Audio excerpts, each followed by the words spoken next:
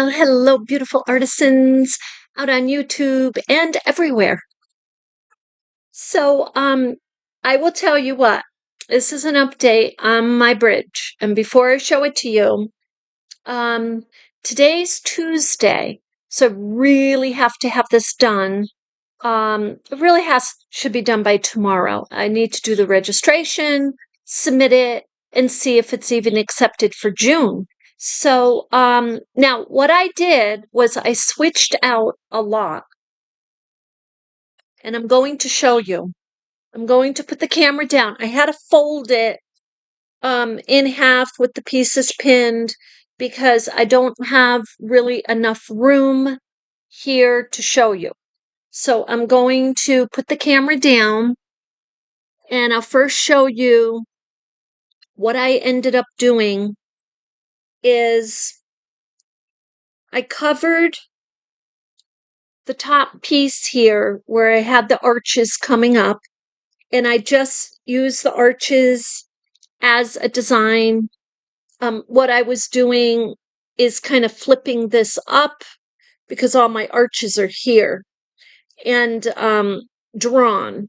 And I took a different take on the sun, and I'm going to tell you this occurred after I had a whole piece together, and the top piece here, all of this, the sky, was Boro built. It was a Boro built sky around the sun. I didn't like the fabric of the sun. I didn't like the way it wasn't. I wanted a contrast, and we knew we wanted the sun yellow. I thought that, and all of you thought that. And so the sun needed to really pop. So I think the sun pops this way. You can see it popping. These are not as many and the initial idea that I had, but I said, you know what, Carmella, you got to go a little more abstract. So I just kind of started playing around with this is part of a belt. That's what this is. I cut up a couple of belts I've had for about 4 or 5 years sitting in my fabric drawer because I knew I wanted them for something. I initially had thought I wanted the belts for my bears and for my bears, and I do. I'll probably get more like that, but I'm going to pull this up, and it's a little coming off there. But I'm going to pull that up so you can see because I pin these down.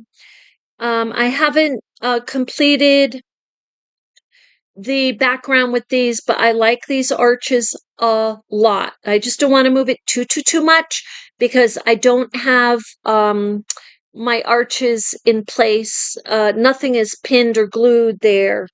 And I'm not going to glue them, but I'm saying they're not like in place. So, and I put this here, and I kind of like it here. This bridge, I took out my these that I had there. You remember these? I took them off, and I decided to just kind of go. I wanted something textured, so I just went with that, and something that would give me more consistency of a road or a bridge. So, and then this is kind of like a little rail. It's another piece of the belt. So that will go up there. Now these are here on the side of it. So these are the arches, and I need to figure out the arches, and let me put this up again.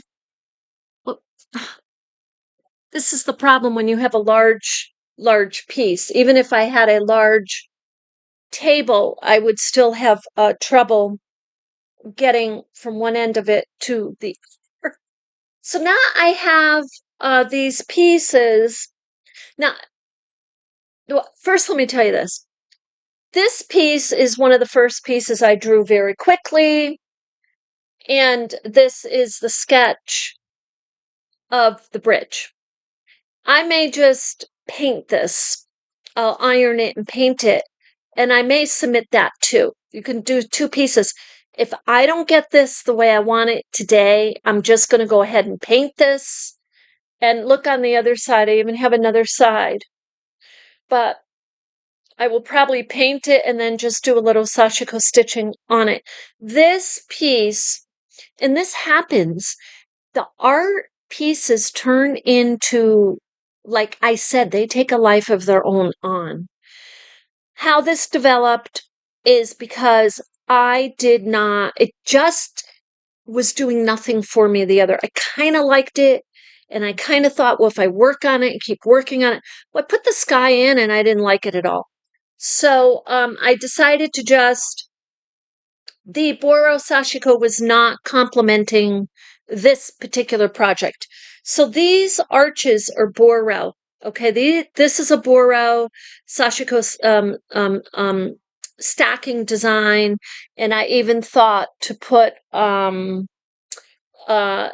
one of these like this even down here. I don't know, but I'm going to leave those up there. And so I need to come up with some way to either emphasize these arches with fabric, would be the way to do it. And I'm thinking it has to be two-toned. And but I like these horizontal lines coming out, and I'm not sure even what to do with that. And the thing is, we need these. I almost thought, well, who needs the arches? But you need the arches for this. Here, I'll put this down again. For this to look like even an abstract of a bridge. I mean, you want the elements to, at least I do, to come together to form a really pretty scenario of a bridge, and this is underneath the bridge. So this piece, I'm a little stuck on with the arches. I'm thinking, yeah, this is what I'm thinking. This, and I gotta show you something too. So I'm gonna show you the fabrics I'm playing around with for the arches. So for the arches, so first of all, I have this fabric. Look at this fabric. I don't even know what this is. I got it in ribbons that my son was getting rid of a lot of fabrics. He said what this is. I don't know if I got it from him or the thrift shop, but he said this is a spider web type of decor. That's what it's meant. So I had kind of placed it over these, and I'm loving it. The arches still have to be done, but I was thinking a couple things. I'm loving this right here. This is a tea towel, but for background to these, it just might pop nicely. So I really like that. This is another tea towel like the road, what we use for the bridge, but only it's red. It's a very dull, mild kind of a red. So I don't know if I piece this together or I use this. Yeah, I'm not going to use it. I'm not going to use this I'm not going to use them for the decor of the arches. And then I have this, but this is just really, it's a white linen again. So, now down here too, the reason, first of all, I like this because it kind of gives me, it's the buffalo plaid and the tan and white, but I like this effect because there's a texture that this web creates. So what I might do is have this as a background. Let's just see what this looks like. I'm not cutting it yet, but I just want to put these to a background and pin it. Yeah, see, okay. I'm loving this, right? This is good. Actually, this is really good. So look, yeah, this is it. So, this is what we're going to do. I am going to, now it is already, I'm just going to share a little bit in the life of an artist with you. It is already noon, and this piece has to be done today, at least predominantly, and at the very least, tomorrow is Wednesday. It should be finished up easily within an hour if I leave anything to it. So what I'm going to do is, I'm loving this. So I hope I have enough of this plaid. I think I do. Just eyeing it because this is folded 1, 2, 3, 4 times and it's underneath one. So yes, I have 3 arches I have to do. So this gives me plenty of room. So this will be, I'm going to test out one and cut it in the way of an arch. Now, as I was saying, so I'm going to share with you a little bit.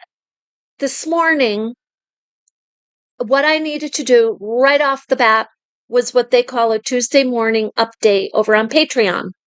So, the Tuesday morning update, I went in, would normally not take long at all because I know what I'm going to update and this and that. However, the camera, and this is not anything necessarily going on, it just kept shutting off because my storage is full. So what I have to do is pull everything off month to month, pull it off of all my videos because I have many, many, many videos between YouTube and Patreon now. Lots going on. So even if they're short, so they take up space. So anyway, before I knew it, when I had my update done, and I was saying on my update, Tuesday morning update for everyone, all the artists over on the Patreon, hey, I'm going to go live at 11 o'clock and just update you on some changes because we're making changes big time. June 1st on Patreon, there will be one tier and it'll be $1. And this way people don't have to worry about $3 or $5 or whatever. It's super duper easy. But I wanted to talk to the specific members. So anyway, guess what? By the time I finished the first video to say I'm coming on at 11, it was 10:30. So it was 10:30 and I was up early. I start getting up earlier and earlier to catch the cool morning breeze because by afternoon it can be super hot in here.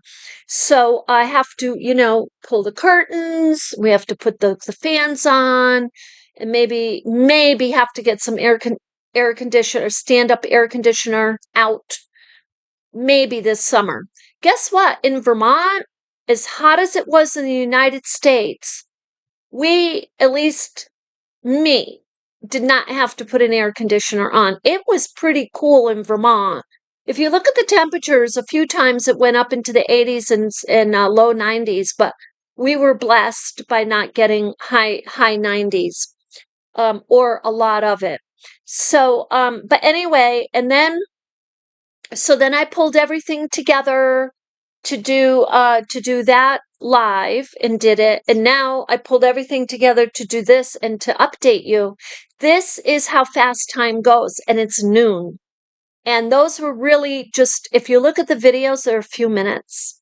One's 15 minutes and one is, well, not more than that either. So they're very short. And so this is the longest one. This is only 13 so far. Anyway, so with that, I will, and things take time. Like this bear, I spent hours just reinforcing his legs the other day. Absolutely hours, like almost the whole day. So I'm going to jump off of YouTube now. I'm going to work on this. I'm super happy with this. I just tested it out in real time with you, and I love it. And I love your suggestions. I love that you're following me. I'm already at over 1,300 followers. So even though I'm still a small YouTube channel, I'm very happy with that. I have no inklings to monetize with YouTube, and I'm going to tell you why. I hear these YouTubers out there, and some of them are making an incredible amount of money a month. I understand that. They're concerned. They want to keep bringing it in. I get that. But as an artist, I'm not going to be locked in and dependent on any one source of monetary gain. I won't be controlled that way by the numbers. That's kind of what happens with them. They're looking at the numbers, they want the numbers. And, there's still different ways. There's art and craft fair for artists, art and craft fairs, your exhibits, get your name out there, get into guilds, get your items out there. And to depend on one source or to hope that they think you're good enough to be monetized, that's a degrading experience. I wouldn't put myself in that situation. But I will tell you this, I am blessed. I feel like we are blessed as a community that YouTube does allow us and let us communicate with our videos. I think that's the most wonderful thing. So with that, I think uh, the that's a really one good, beautiful thing that they're doing. And as for all the money, other parts of it, um, I don't care for. So anyway, with that, when I am done with this, which I will be working on this diligently for the rest of the afternoon, and I just need to drop one more video over on Patreon, but on something I wrote down. But I will be back in the morning to share with you. So you have a beautiful day.